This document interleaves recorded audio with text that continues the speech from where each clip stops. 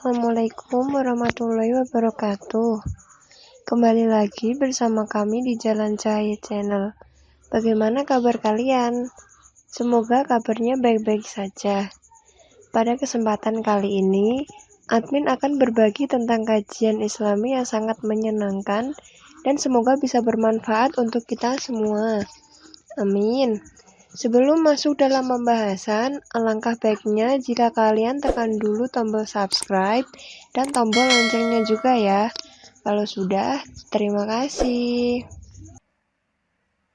Orang itu sampai maksiat itu karena cari kesenangan. Misalnya baru penat itu, ingin seneng, ada orang yang macam-macam lah, ingin melihat maksiat, apa itu pornografi, apa nyabu, apa macam-macam. Itu sebetulnya agama punya konsep yang luar biasa, yaitu seharusnya seseorang itu gembira, gembira dengan ketaatan. Lalu pertanyaannya caranya gembira gimana? Gembira itu mudah. Jadi misalnya kamu sujud sama Allah Subhanahu wa taala. Terus cara berpikir begini, ini sekaligus ijazah. Cara berpikir begini.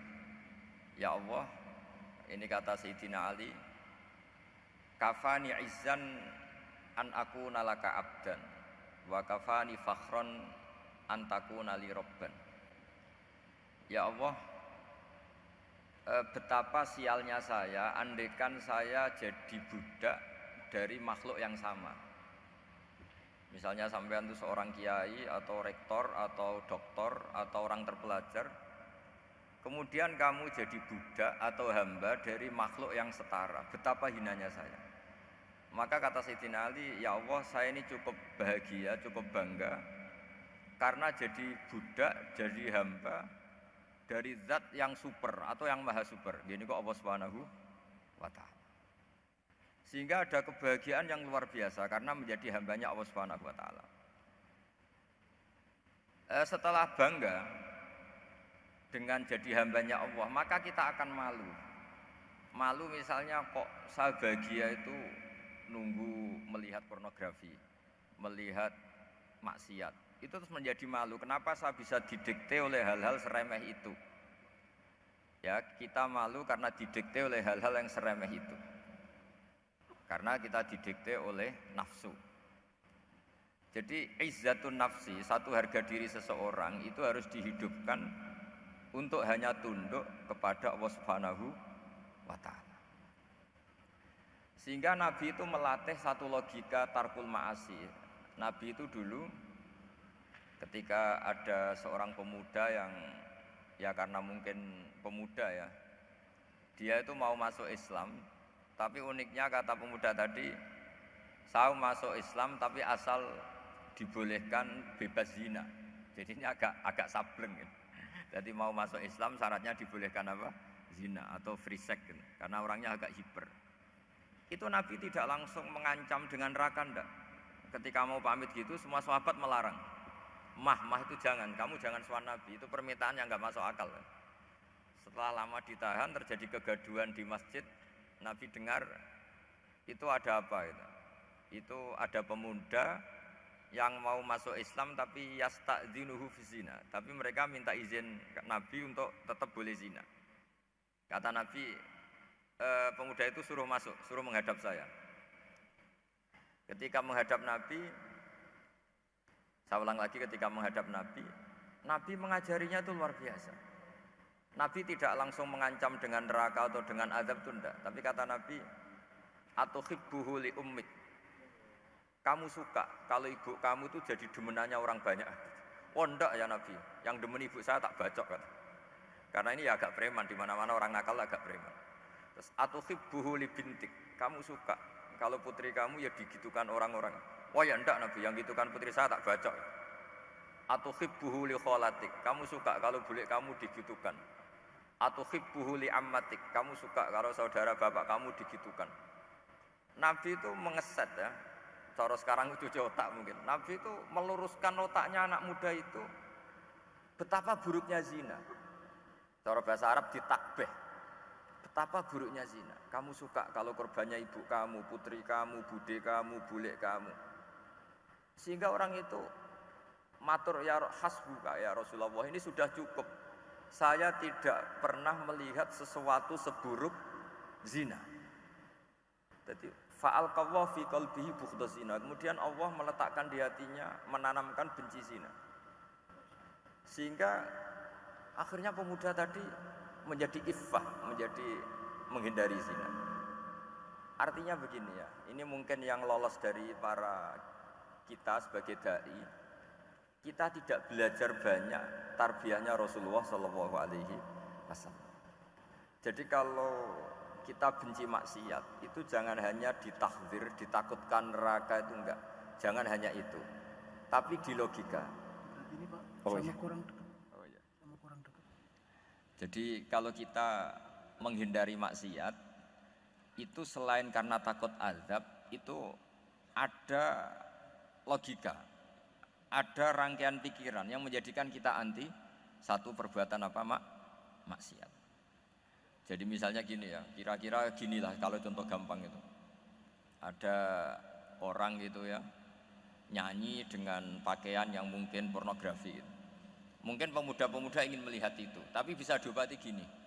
Kok enak ndekne mergawe kok tak bayari, aku kehilangan duit.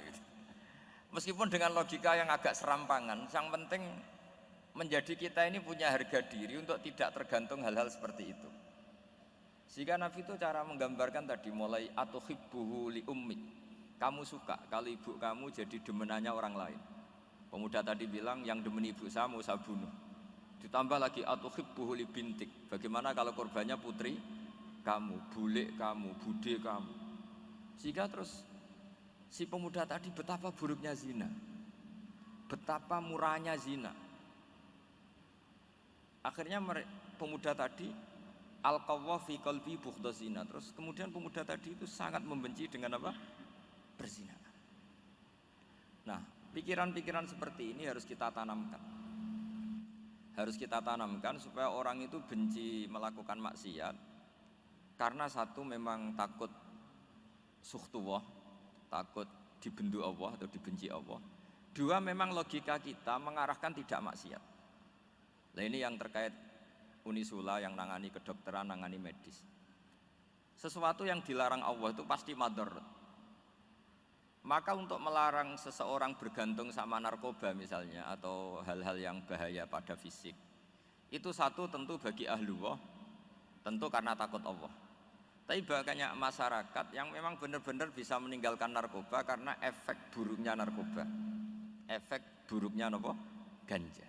Itu kita tanamkan sedemikian rupa bahwa itu mengakibatkan sakau, mengakibatkan tidak sadarkan diri, mengakibatkan kebangkrutan ekonomi, macam-macam.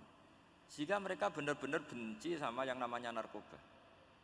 Jadi di antara manhajul Quran itu kalau mentakbih, memburuk-burukkan maksiat itu mesti dikritik innahu kana fahisyah, innahu kana fahisyata wa makta wa sa'a sabila, innahu kana fahisyata wa sa'a sabila, diulang beberapa kali. Sehingga dibutuhkan kecakapan untuk menganggap satu hal yang buruk itu fahisyah, sesuatu yang enggak rasional, sesuatu yang tidak positif, sesuatu yang pasti berdampak negatif. Sehingga kalau misalnya tadi dibacakan oleh qari kuntum khaira ummatin ukhrijat linnasi ta'muruna bil ma'ruf wa tanhauna 'anil munkar. Untuk berhenti dari kemungkaran itu satu takbihun litilkal munkar atau litilkal munkarat, bahwa munkarat itu kita cap, kita stigmasi bahwa itu buruk sekali. Seperti Nabi mengajarkan pemuda tadi, masa kamu suka ibu kamu digitukin lelaki lain, putri kamu, bule kamu, bude kamu, sehingga orang ini pikirannya termindset betapa buruknya zina. Sama seperti kita sukses memindset betapa buruknya narkoba, betapa buruknya bahan-bahan terlarang. Begitu juga seterusnya, terus pengkhianat dan sebagainya. Tapi problem manusia adalah dia itu akan mencari kebahagiaan atau kesenangan sesaat. Maka caranya gimana? Keinginan senang lewat maksiat ini dilawan dengan nyaman dengan taat. Saya ulang lagi, nyaman dengan taat. Sehingga ulama dulu punya kalimatul munajat, artinya kalimat hubungan pribadi sama Allah yang menjadikan orang itu nyaman. Dan ini yang diajarkan kitab-kitab tasawuf. Kitab tasawuf itu sukses mengajarkan melihat alam raya ini semuanya nyaman, termasuk yang mengecewakan. Itu dianggap nyaman.